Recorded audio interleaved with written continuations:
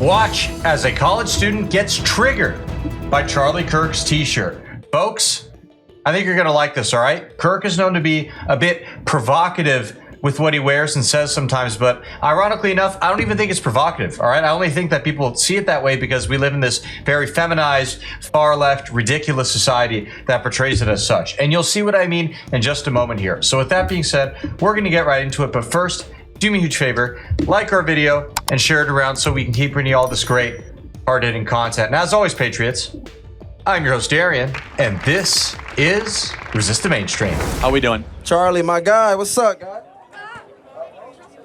Oh, can you hear me? Oh, my bad, I'm sorry. What's up, Charlie? So I am a second-year master's student in student affairs, and I see you got an anti-DEI shirt on, so this is about to get good. I personally believe in DEI. I think that actually helps with creating inclusivity within PWIs and predominantly white institutions. And I also believe that not going to FSU, that's where I go at.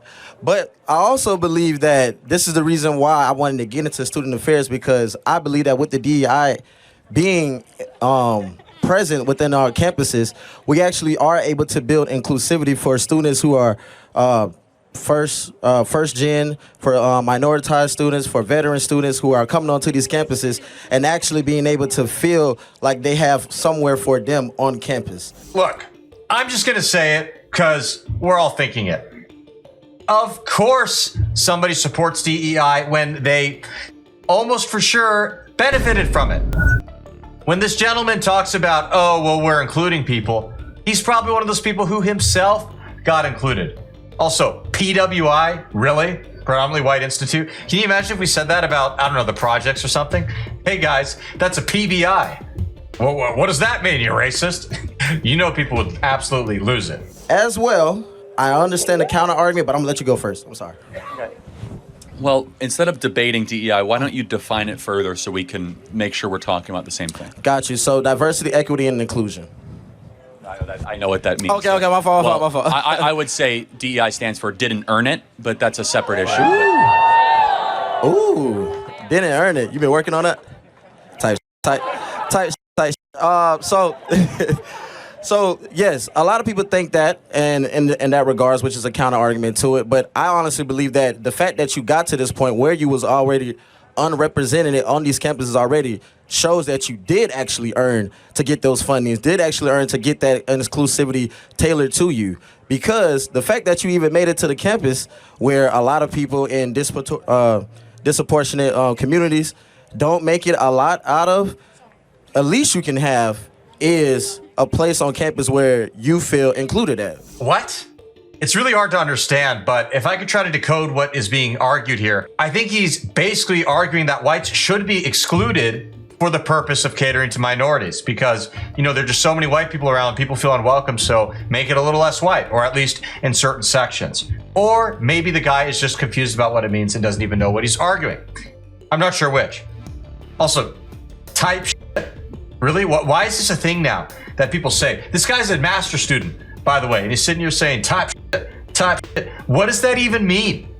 I mean, are we just hurling profanities for the sake of it now? I mean, seriously. That would be my argument. Yeah, so I don't know what DEI looks like on this campus. So I can't speak to that. Let's try to find some common ground. Okay. Do you think people should be hired based on their race or their competency? I don't think that. I think they should be race. Which one? My fault. I'm sorry. My fault. I think that they should be hired based off their competency, not their race. We totally agree, Nice. right? Okay. So what DEI does in practice, not in theory, is it focuses on race more than competency. And Okay. that is our concern.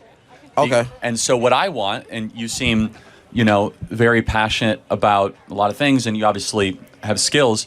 For your life, I want you always to be judged on the content of your character, not the color of your skin, which is actually, as you know, Martin Luther King gave this big speech.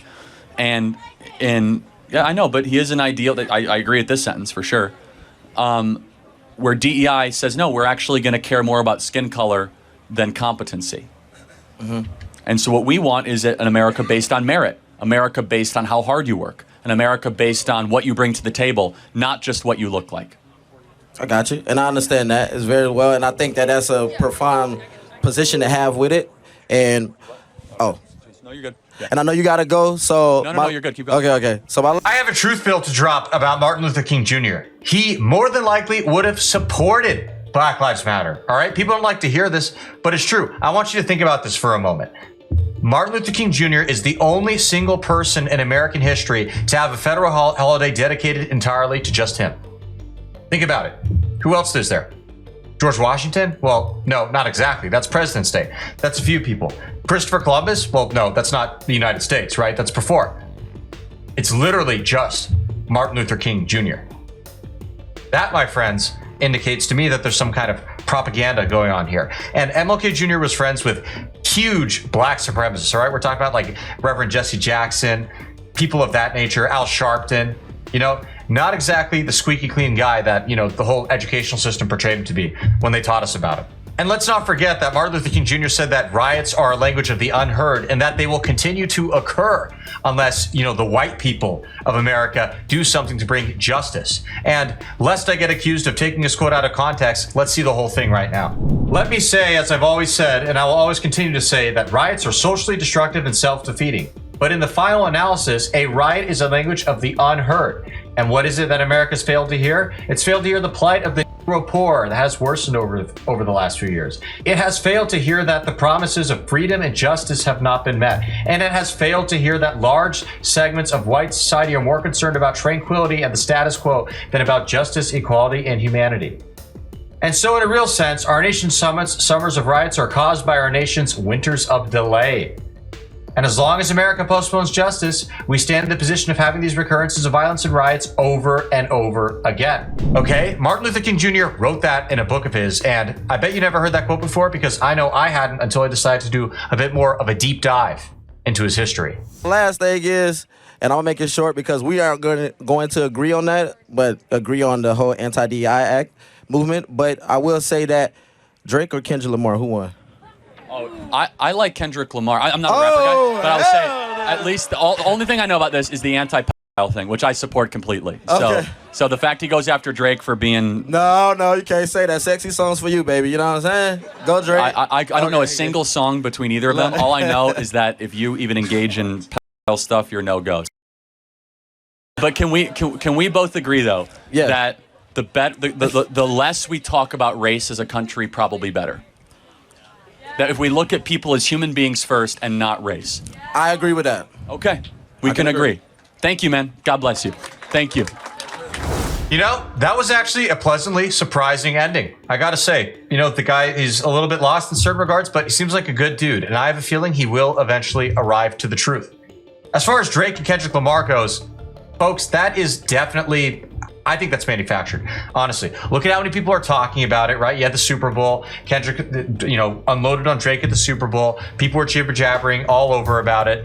And I even noticed on my phone, on Spotify, it put Kendrick's stupid anti-Drake song in my phone for like the repeat songs, the songs he played the most.